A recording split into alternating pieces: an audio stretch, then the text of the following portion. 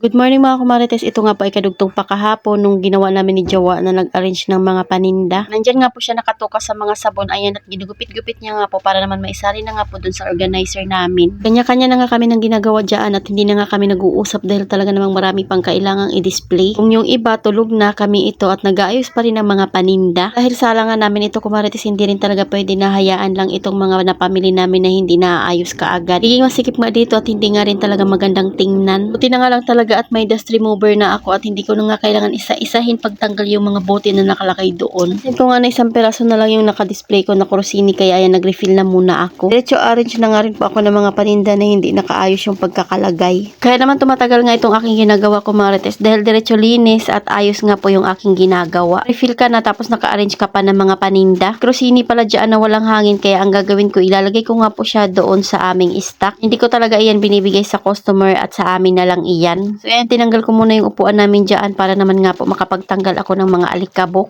Hanggang ngayon ba kumarites naniniwala pa din kayo na kung hindi ka magpautang ay talaga namang wala nang bibili sa'yo? Sa totoo lang ganyan din talaga yung mindset ko dati. Kaya kahit hindi taga rito abay nakakautang sa aking munting tindahan. Pero ang totoo niyan mas lalong dadami yung customer mo dahil hindi na nga nila kailangan umiiwas sa iyong munting tindahan. Dahil wala silang utang sa'yo kaya sa'yo sila bibili. Pero syempre unfair yun sa tindahan na pinag-uutangan nila. Ang beses ko na yan na experience na tipong may utang sa'yo abay kunyari hindi kanya nakikita. Ako na lang din talaga ang nahihiya kaya iiwas na lang din ako. Ayoko naman maningil dahil alam naman na nila kung anong obligasyon nila na dapat bayaran. Yung iba kasi kahit may pangbayad na abay mas inuuna pa ang luho. Galing din ako dyan mangutang para may pampuhunan or di kaya may pambayad ng bills. Pero pag may nahawakan akong pera, nagbabayad na muna talaga ako ng mga kailangang bayaran bago ko nga po tipirin yung mga natira. Kahit kabilaan yung utang ko kumarites, hindi talaga ako nagpapa-stress doon sa aking inutangan. Minsan nga ay advance pa akong magbayad. Hindi naman kasi kahit naman magtago ka or hindi ka magbayad, abay obligasyon mo pa rin talagang magbayad. Pero kung makapal na ang mukha mo, abay talaga namang hindi mo na naiisip na magbayad sa iyong inutang. Hindi naman porket na nakakulagluwag yung inutangan mo, hindi ka na makakaisip magbayad. Dahil yung perang tiniwala sa'yo ay puhunan yan, puyat at pagod din nila. Kaya ang hirap magpautang ngayon kumarites kasi wala nang kusang magbayad yung mga tao. Iwas dito, iwas doon yung kanilang gagawin sa'yo. Magre-refill pala ako ng mga candy dyan kumarites. Tingnan nyo naman yung may mga bote pa nga pala sa labas na hindi nakaayos. Or hindi na ipasok dito sa bahay dahil anong oras na nga po iyan. So, hindi na nga ako gumamit dyan ng basahan, ginamitan ko na nga lang iyan ng dust remover. Yung mga hindi kailangang refillan ay binalik ko na nga po sila sa kanilang mga pwesto. Reality pag may tindahan ka kumarites, hindi lahat ng panahon ay kumikita ka. Darating din talaga yung time na minsan ay nalulugi ka. May mga nai-expired, merong hindi nagbabayad ng utang at meron nga rin po talaga namang kinakagat na mga mababait.